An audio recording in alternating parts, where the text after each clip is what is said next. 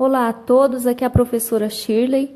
Na videoaula de hoje eu prossigo com a série sobre os gêneros do discurso e vou comentar sobre o surgimento de novas classificações genéricas na área da literatura a partir do século XIX com o movimento romântico.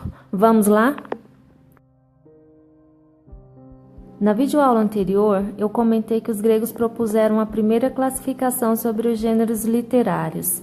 Eu comentei também que essa classificação chegou até nós como norma a ser seguida no processo de criação literária e que essa foi uma proposta do poeta romano Horácio. Então, aquela concepção clássica de gênero, dividida em épico, lírico e dramático, predominou nos séculos XVI, XVII e XVIII. No século XIX, surge um movimento na literatura conhecido como romântico, e justamente em contraposição ao ideal clássico ligado ao mundo antigo grego. Os românticos rebelaram-se contra os valores do clássico e, para desconstruir esses valores, eles miraram principalmente o conceito de gêneros literários, estabeleceram em relação àquela antiga classificação uma nova norma. A primeira contestação dos românticos recai sobre aquele critério de imutabilidade. Para eles, os gêneros são mutáveis.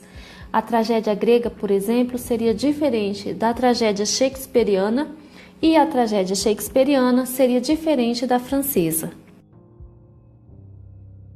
Outro ponto contestado pelos românticos foi o da fixidez. Para eles, os gêneros são móveis, eles não são fixos.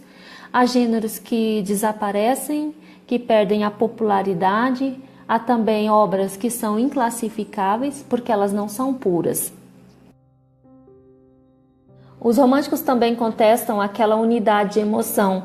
Para eles, pode haver sim mistura de sentimentos em um gênero. Por exemplo, pode haver a mistura do sentimento trágico com o sentimento cômico. Lembram Dom Quixote? Houve essa mistura naquela obra, isso ainda no século XVII.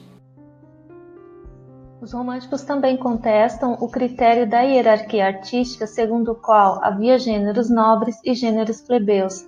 Para eles, um gênero poderia renascer ou enriquecer-se e, por isso, não caberia o estabelecimento desse tipo de critério a priori. Qual foi a contribuição do movimento romântico nessa reflexão sobre o gênero? Podemos dizer que o movimento romântico ampliou o conceito de literatura e, com isso, vários gêneros literários passaram a ser admitidos além daqueles já consagrados. No romantismo, a classificação sobre os gêneros se amplia e passa a ser comum se falar em gênero jornalístico, gênero histórico, gênero biográfico, gênero didático. A palavra que predomina na classificação romântica é a liberdade de criação. No século XIX, essa liberalidade dos românticos vai ser restringida e a tendência a considerar como gêneros literários apenas aqueles conjuntos de obras de características comuns e expressas em linguagem poética.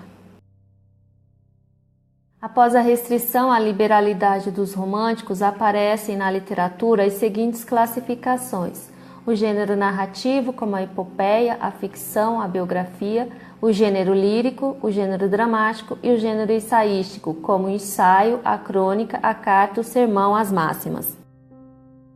Então, a nova relação de gêneros mostra o papel dos românticos no processo de fragmentação da antiga classificação dos gêneros poéticos.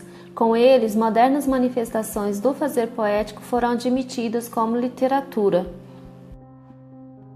Contudo, o que não se pode negar é que havia muita indefinição nesses critérios adotados pelos românticos.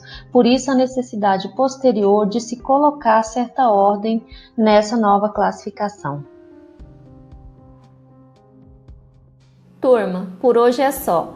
Na próxima videoaula eu falo um pouco de outra antiga e importante classificação que os gregos propuseram envolvendo os gêneros, contudo em relação à atividade retórica. Até mais!